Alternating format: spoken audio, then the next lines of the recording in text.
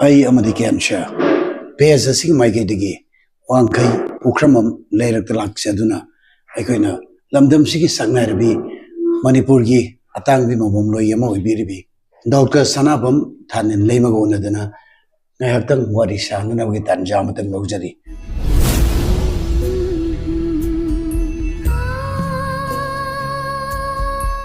An Bamata, Madam Tan in Leimabu, I am the cancer. Is a sea my kitty, Harabia, no luxury. Krumdarin. Loinana, I could get pairs. I am the cancer, my kitty, Masi Maruba member of Moiriba, and Minwiriba, I know Bobo Khundrakpam, Madam Dr.S.Thanil Leima, Lengan, Amadi.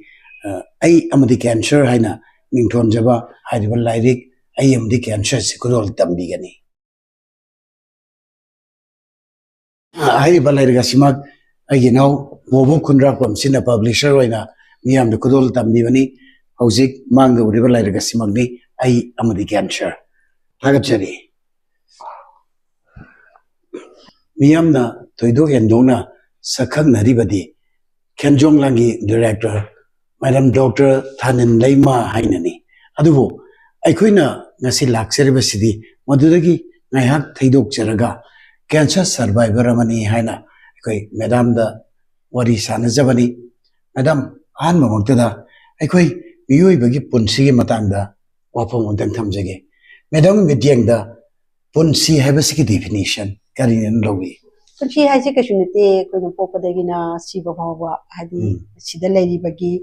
Have a gap, Gapchida, Kamina, Kuna, Kamina, Karmamon, the Setlige, Karma experience, Toraganda, I couldn't lambisi, Kuna Shiva Hogi lambisi, Karma experience, Purgats League, have a Duniana, and I know the located management. Tasemani, Yamda Nungaina, Yam Hofloina, Asaka Loinana, Yam smoothly, Chadliba, Punchiki Kongchata, Ikam Kanghodana, Cancer Hariba, Tam Terabalena Sina.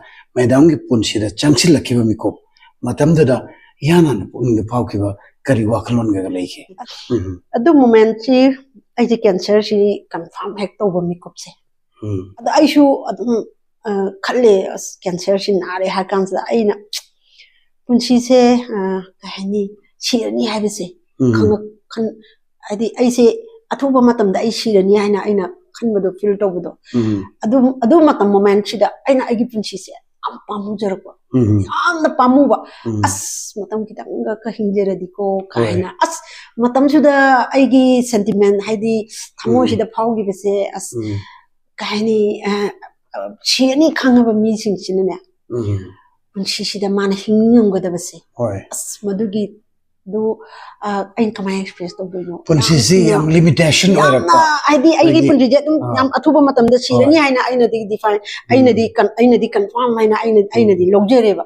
Oh, I depend I ore, how the cancer shinare. Ado Shirani Karlergadi, I say he Tam, Hum Chibia, Natagana, the Hima the Chibia, and Tigasa Hum the Chibia.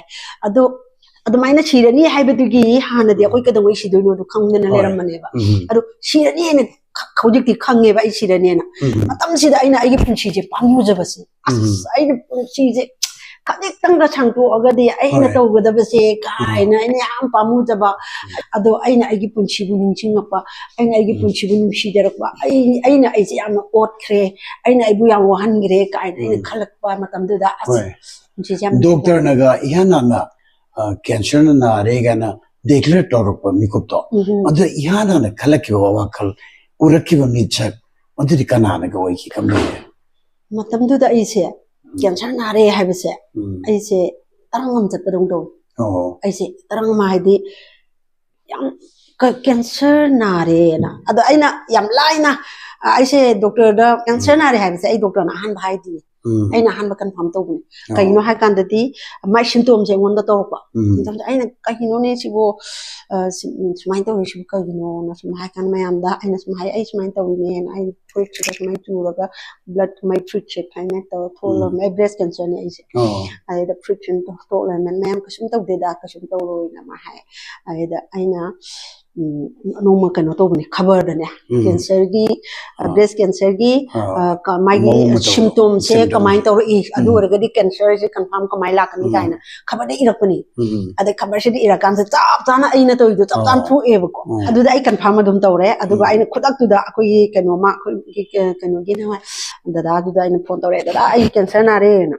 Lailana, I do in Cansanar, I know Cansanar has as I in Cansanar, I do H mine, I see cover pub, that's my mine. I want to go up down my to a Cansanar and I can that manner.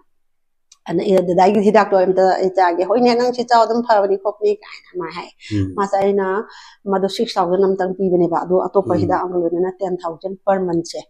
Tamada Balishu Taragi Saga them never. See a low river in Savadum Hore, in a Kalise. Mishida, you can say, Uncle, I say, Kaledum cheer. The hiding right the company that I am cancer, lying on the although I catch you the diva, because you parry Kalevadum. Aduga, and I see the Rosmukadone, I my father Wahengbam Canada, I did I am explained over. I did him a red of Punchi, Madayam, treatment game to Holaga, the lab, Kuntragal Shilaga, Imuaba, the gay in my past walking to Wava, Masikan protein, I had my Kaleo. I know, isn't with Madame Gumba, National and International, a what can lady and Labi multi-passion to be, Adumba, theatre personality, Amana, Madu, Kara. Control tone and about Madu Mayam the Utokana, Tamoin the lotion and a Tambanga Magichan to the I did Adu Kanagua, Micham Mamadi, Mother Shishal attempt power, Taunanova, I don't nichum, the Siraga, Natraga, who chan Sirage, even one Wadlam do Sharuka. Money, my Kaleva, I know, I try to get the country there. Never Punchi President. I enjoy to talk again. I not my candle crave. Adu, Madam, the theatre worked over Riva, Mayam Vidamagda, could play Kia Putobi and Manamatum Kia, Hangna Libanina, limited to whatever, Akagnava, Matam Karaduda, theatre gi, Kaiguma dedication, Kara, Kaiguma contribution, Karatorum, Gigana, Maduki, was the country hiding. Some of Nagreb. Nothing, my production to get a country. I think the Punchis, I know I thought on me. I say, quite having I artificially. Malema, the little low. As a treatment of Leima, medical treatment, she told the kind of Irish Dr. Sarga, and the over. Oh, the time the Dika has Sonda, so I do Adu Moina, Aina Kagumba, Kanchandra, Magaking a moon. Oh, I say, Aina Aska, I could the advanced. I go treatment. Chataga Duki on the end of the. So here makes sense of I'm going to I say, Ascapute, and I assign Snagana or Nagana or Chingatam Dimension. I don't care. I artist Gamley. I think what can the consent get the iron cover. Kaloi racks, a coloroi had a condom. Coloroi and the Torgati. I say now to Pirok, I so can send the Moinaco. Everything. Madam the power, whatever I want to learn and power. I so Pete and alone, Kapaka, Miyaki, Aduga, Kayunka, Lega, Imunum, Peshan, Jating, and then was a wab Pete and about them. I want to lay so. I was serious, a color for me. I did she said, okay, the Kande, she matamized the Nian Kale, I am easy, I'm light on a low poker. Young Madame Tona, the good one, in the table, and in a hang am the law. I had the Akuyunga Pop, no dinner go Tanzado. I shall not be Kakanator Padua, Sibjana, Mina, Taninam Tela on high, though I know Kagan Sibjana, Lakala on Hakanda, Dr. Torunido. Dr. Torunido, I do get the man to get a Kagana, Palishing and Patamara and Ukapuneva, and said, a young man say, a mind Torga, Manatikesi Kapiraga, Mata Isla, my lamps in the letter, you can do that. Nang the Sango, my clinic to the Sangalaga is a treatment had a mind to consider to be the operation to operation to the doctor and Tuntana or to be the doctor. Cancer cannot law the treatment. What exactly one of them, Jenmuda? I could see breast cancer. No piecing, young Patagna, when the Bushetawi. Masigi, Chow, Horapamo root cause. karina ga oine na khale mase khogi magi kano se biologically ma akhoi di unmarried oido adu nachu my naturally tat ki dawa habam lai natural laws na pirak pam lai ri magi macha da ba mama gi taw da ba ko da ba adu ma su taw da ba adu mak taw dre hana chi gi khudi mak loina ga da bi na te ba ma koi ge macha ga lai ba kang ko su bless ka yam nai ba cancer na ba habisa ai experience da dinya kamai taw ge ha kanda ma any part of body ma nar padi ya ko adu every cancer patient khudi mak ai yaw ne adu ga loina na we genetic ki problem ke no mas lai ra genetic pudi lai bi jane adu ma akoi di parent adu da se kano hana lai te ba adu ai koi ma jo ko na di cancer na ki ba ko ma de lung cancer na ga ma churu kumba kai ma yam thap do adu du na su na ra ne ba ab genetic ki di na te were madam go khlonda hariba mayam singna ta sin tumsin laga ta ta ba thak ta ba hing je thama hing chutum tumoi ba tum dana len ki ba ado koi general concept hoina hyperdizer bu ba hausi ki matam sida cancer na ba bisi amna common oiba wa moi re ba ado si se contaminate oiba koi ki matam sigi yan jinna ba an maroi na putche akoi jinja singo har bari ma pe adagi akoi na buji mayam che loina ma high tense tanga tani le bisi tension na magi leire ko sidai da thaina metam da di adu yamna tension ju leite food haire amu food mayam che loina ma di har yam hapam ta oide hawiti every akoi jariba food mayam ji bo harat ta ba akoi te slow poison tawra akoi tam chirak pa yabai positive mai ki kuni makte ki loina support loina mak tawra kanda dardi koi ki polluted oiba mane koi ki nungsit polluted oi environment che asina sunu helle environment akoi di pulap chura ba si mathak sidana ai gi body akoi gi phattaba nungsi natraga chinja ki khara awat pa si mayam che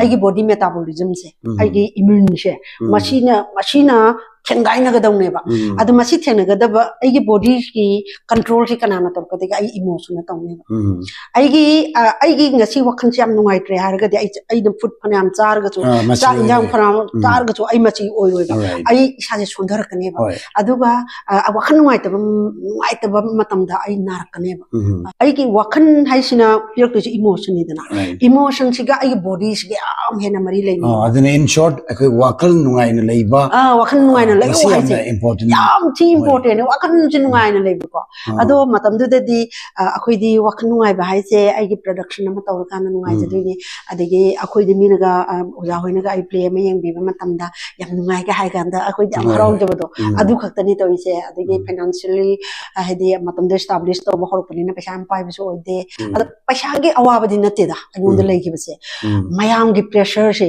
mayam de aina NST de gi nupi si NST National School of Drama New Delhi da tamu nupi se aina ihan han mani da aina yamna asa tawra thol ki ba se Manipur da aina chakrakanda mayam de gi agi moral cooperation yam chauna phangani aina khaluba adu khaluba do pura onna taina ba da ai ji pura exploit tong no ba honar pa gi tamja khara yaw ke ba pura hatan nai bini ke dor ge ai hai ba tang kak chi so ke da go 2011 complex ai gi complex ai gi working space akoi je food ma thu chang do de ba ko hu pak to ne ba maya dan 40 by 40 gi working space am thamaga artist gi lebham food 15 main ta or kanda adu gi ai gi working space mai tha do pi gi ba 2011 koi ta jawe asi mai tha do khre adu ma thung chi da ko paisa demand to ba digi achi da thabak to bo yaroi adu to bo yaroi na ai je ta suru nai bine mi asi da ta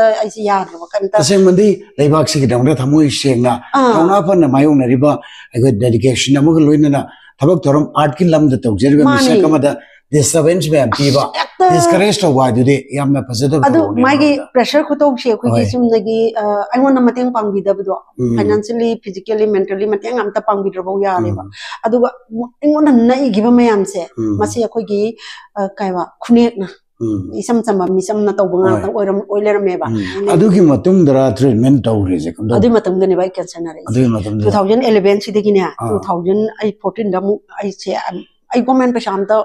Aduga treatment in a ground one hour. 16 day 16 day cancer patient confirm to river. Aduga is 17 day treatment hoping.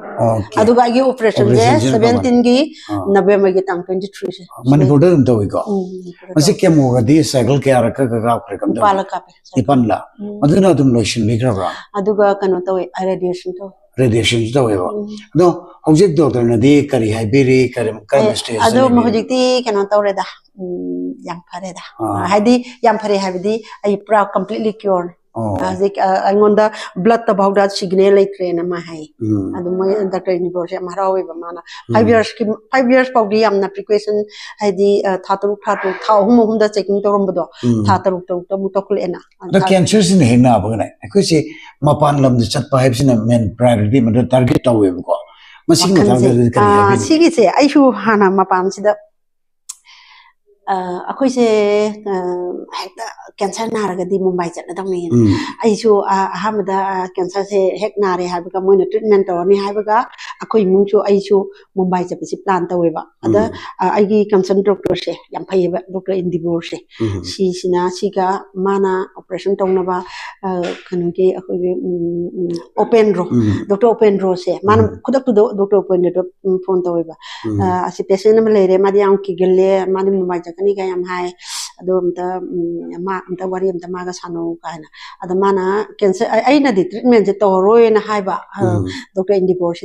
Mana, I want the emotionally conflict of Haitare. Madame, can you say, Nugumba, Asiama Haite, Apava, Adilebaki, over me, Mase, Hingani, Ado treatment check, but don't bring a color, Maggie Nari proportions, septic or can you have septic or a kanda. Aquina see operation to high hiding as the Tahodana, some later gadi, septic or any Adudada, Adumatum that now gets a nado, more.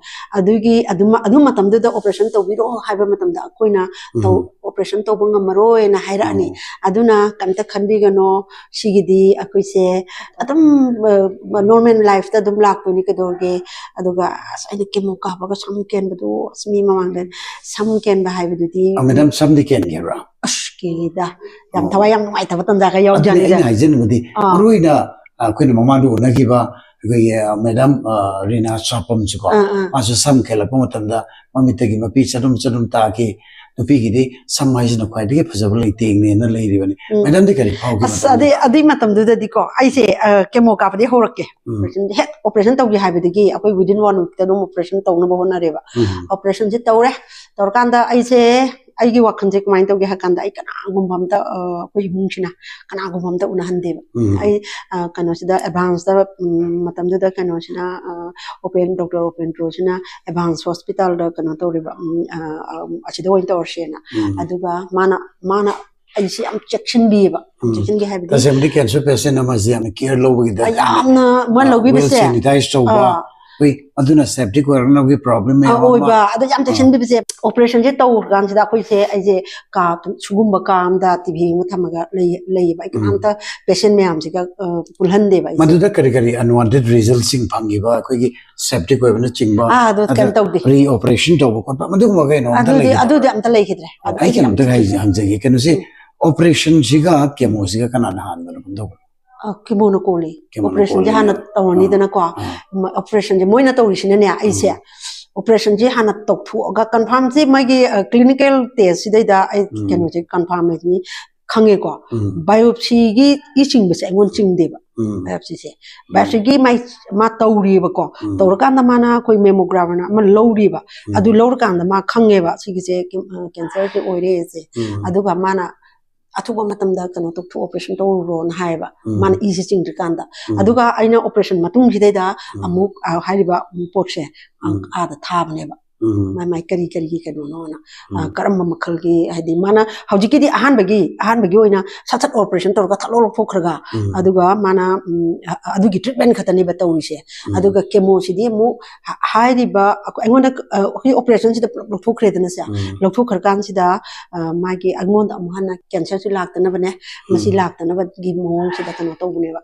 Kemo Kemo, we couple Matamda, we talk Sang Yam Sotaba. I'm not doctor atau doctor na niya sumaina hai ba ko doctor na ingon da hai se thanin kano to nang na ne Khoimu kapala pasitne heavy breakfast to hai ba no ai yum de gidum chatle ka pe bra chile chala ka pe adi nimit kya ni gap le 21 circle amam da 21 day some kala pasina ko kemo cycle kya so anira ka kana nu keme er kele da anira ka ve kano to jani kemo se ka pe na ai se khara sathi ba mi mane makhalam ni akhoi ge kemo se ka pa sana nam thidra hoi ya sida yam bang ka ba ni keno sana hidak dis da ka pi ni na hidak dis da ka pa kanda ya manung sida ne ba nam thiri se manam yam thi haina da ba nam dra sida ne ba mayam na sak chana dri se sida da sak se yam thi chani ngoi se khange ba ko ado ai di kano se kemo ka pa talam dai sida sak ha sai sak tang hai de ma akhoi kan hon moina angang haina sak tu kambiraga alu ga tawraga khara tawraga ai sak kitang cha le sa ngam na sak tu chare ai breakfast yam ka tan ngum sa jam hende ba isi adu dana ai se sak khra pijare aduga chatlena adu mo kemo tu indibona dum kapi ba ko moina sda gan thong kam te mana to bi adu yam na tap na tawra kan da pung ke kai mu changi ba ama kan to ama mong ka pasida adu aine pung to odai chalana adu pung tram tham khai da lak ni ba ko adu ozana sen khangbira gani kemo je hidak se sum chang pung da khu sai ka tang da jing law ba phaw bra ai di wang nu lang khat li da yi isa se pai khat pa na ba in khat ram dawe ai di kan to ba sai khu do kaino khator kani ado nang kam khalu nu ko han hai khu je khu ma tom da ado phagi do ne ba ado ko sa hip sai se sai sida si tor kani ma han hai ngonda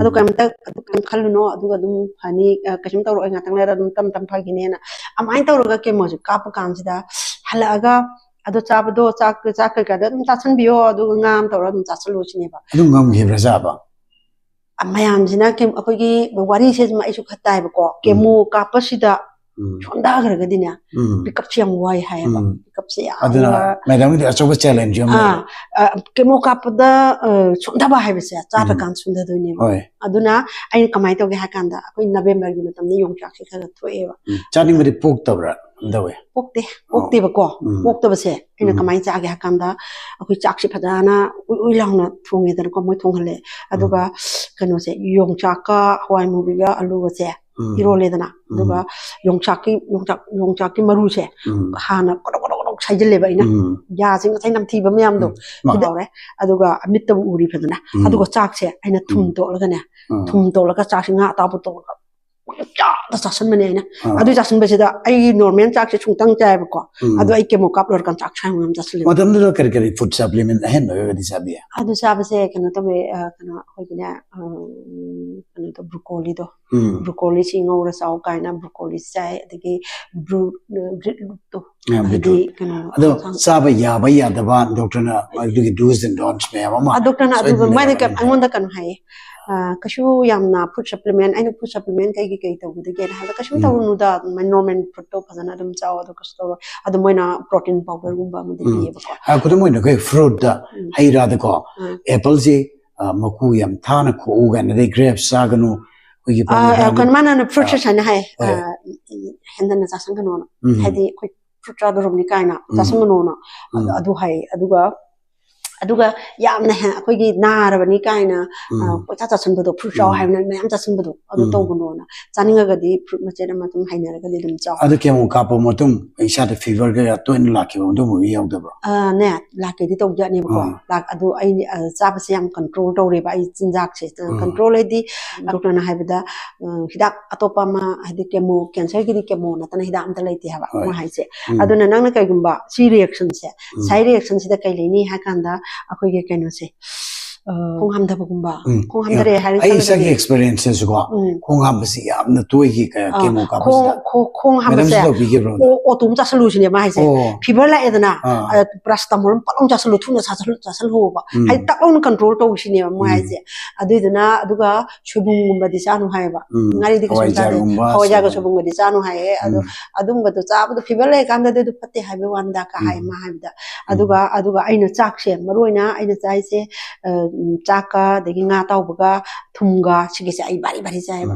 yam chaiba sang yam chasuleba madam na we cycle nipan na kapo matung radiation kya to biwa prime pani no dugi matung de isa se recover to no de tha kyam go chamge adu I am chabani na ne ai sam sondreba chang je sondhagraga hagot pingam da bigaido adu kan to leiteba adu kan leiteba oh adu di hanagi normal life tira ge as it is adum chatlaga ka henna adu ge changes leiteba adu su leite ai di kamai to ge hatan madam da chawna changes amale risi some ken do madi pra ken ge do pra ken adu ken se kamai to ge da ne I say kana tawiba khoigi kemo kapi ge marak se I play direction tawiba kemo kapi ge marak da kari kamaina ta adu do oza nga ido ngamda ba oza haje kemo je kapa kanda zaning da bagi cha de ba oza di jara moi ba soja zaning de na oh gring oning ba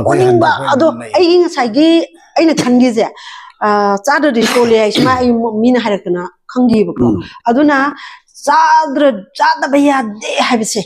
Chima aina ai kokto leikreba.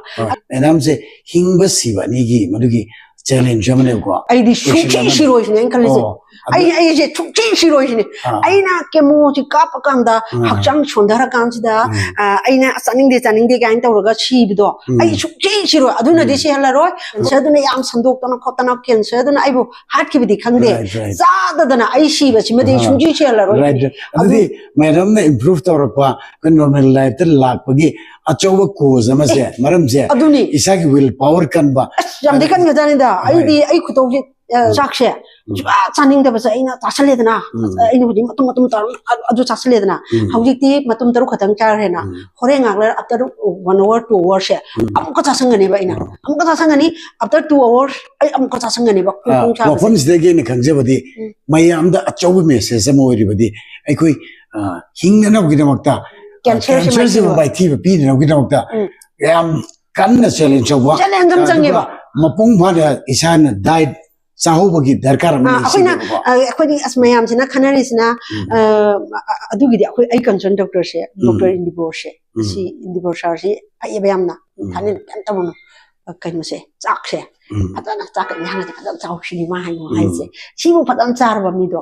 so sundar hoina hai ba aduda aina actor chak she ai gi chaba nuti jangki hana nadri kan da chari ba chang che side hen tok na chai hai sin aduga magi protein powder sim tha edana aduga kaino adi kemo ka pa hai si kaino ni ai gi blood cell myam se Sihandoni hatuni ba sondara lakuni ba ise hekta kemo je kapurogadi sai sondara prakta lakuni natra adin mi se dum ai hadim pung ahum khai mu changa kaptuni na kemo se sondaba do aina mu yam padak ta khai di sonda de ai di kai gino ai hana chara wala chatleba amai chalamina aduga amu hala kan sida aina chakse nam chachalaga ai se kana toine am chachalabani na ai sa je energy ji leiba adai protein powder am thakchalani na adagi nungthin gumba oira kandana beetroot ki champuch mehi jim thakchaleni na ni gumba hapchalaga khara hapchalam thakchalani ad ai di kan sumang lai juri obe chatleba kanu se kemo kapi gi marak sida kemo tharong se ai second round kanu to second round adai muka pa matam da ai samje ken se kind of get ai samje sumaina ai khangde samje Kili, Mam Hanbon, I say something come gankil at the Sumkang, I some of them do this. I know some tests my halaganda. I should some my empire, so I don't want the name. Boop and block me. Block was go. Try louder. Try lower. I get emotional or ever. Some killing, I'm phone by the artist on the phone. Nanga, she tell him no idea. Schedule again and don't get again.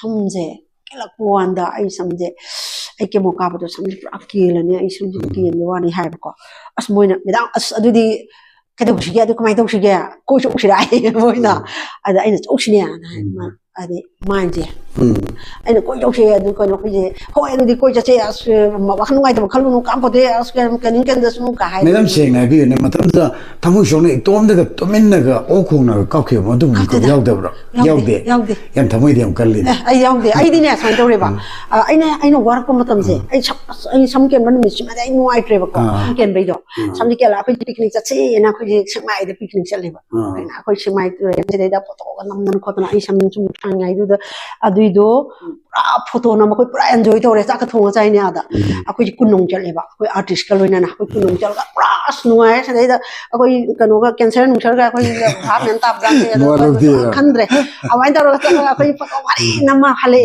la kan da ai samse ke ma sai smai lo khoi ba sain samje tabak lo khoi ba ina tabak the charan law na lei re ba samse ai ni senga so yeng re ko nungala ga ina baza ta le do ga gambi shopping gi makha do adai da ko gi cosmetic dukan leibane ba adai dukan sange dukan da ina samje artificial ngadi adai do yawra hidi ai yenge ba sam haidi hair post kam ba ka ke yaw gi kan ai hair post ta mana bam le mani ai hair post ta mana polish ni songa bi ai adu leire ga ha pa le bi phatti hai ba adu har wrong she sam hap jang ko second round da ise cái nó tàu này xong kia là vậy, thao cái rotation gì ai mà ta cái mồi cà phê, adu ka chắc chắc thôi, adu ka ina orange cái nó mà bay ra cái juriu bây giờ leva, mấy am chứ na, thanh năng chứ cái nó ai cancer na đấy cái hay lỗi nó mặc ai Facebook cho lỗi nó tàu về và hấp về mà, thanh năng nó bằng hai đại hay cái nó cancer na đấy cái hay khang đi khang đi na hay, ada ina is cái nó ai cancer na đấy cái đồ cái na hay, xin mấy này cái đồ cái, mấy na hay xin mấy đồ phát tập cái ai xăm đồ. Xăm như thế này ai xăm hai cái này, tắc anh thang cái leva, hay để ai upi xăm đó artificial xăm như thế, khang là bắt tắc anh xăm anh thang cái này leva. Mấy năm gì, asen ba living example là mình lâu vậy, hay vậy ai coi mayam chính sĩ ta anh nào lúc để đem kia, cái anh ngôn da cancer nó cái sang nhà phun đấy hay vậy? Cancer sang nhà phun này, cancer này vô phun doctor này ngôn da hay sẽ, nang na doctor này ngôn da hay sẽ thanin, nang sẽ cancer này hay vậy, ngay khi hay vậy. Cái nào cũng vấn cancer nó nari, hay cái gì lotion nó vào khăn nó ngôn da cắn nó hòn nó vào, mà xí cái mày học thì cái gì cái gì vậy? Mà xí đi hay doctor nó phải da. Dok na payen khale adi akoi di kanta cancer na re kaina adi tumina adi cancer ki jara dana ai cancer na mi kaina ga hai da dana ga anta tawdi koi lom na kan leina sin na te kan na te kai no adu cancer sin na re ha kan na mayam na akoi gi dam to wa bi ra ba asi do rom ni kaina mayam na haina dana ai asthani la mi da cancer na re ye kaina mo ge wa bi ne dana to mayam to wi ba ko adu mai dong la mai wa phom lon lak cha ga na si di madam thanin leima na mapung fana cancer si nong na ba da yam thona le na mai ti ba bi bi le da ai wa khan se ai cancer na ai ko ai cancer na ba se doctor nai ngon da ha nang cancer na ai ko thok kro hai do ai kamai na cancer na ai se kamai ko do no ba ai ni cancer si na ri ai adu gi treatment taw ai sa jam thon thar tu na ta adu ai wa khan sina ai cancer na ri ha bi se ai na khan da ba ngam ga di ai se ngasai gi wa khan son da ba se son da ra roi ba ai na khan ja ba bo adu na ai na play direction taw ba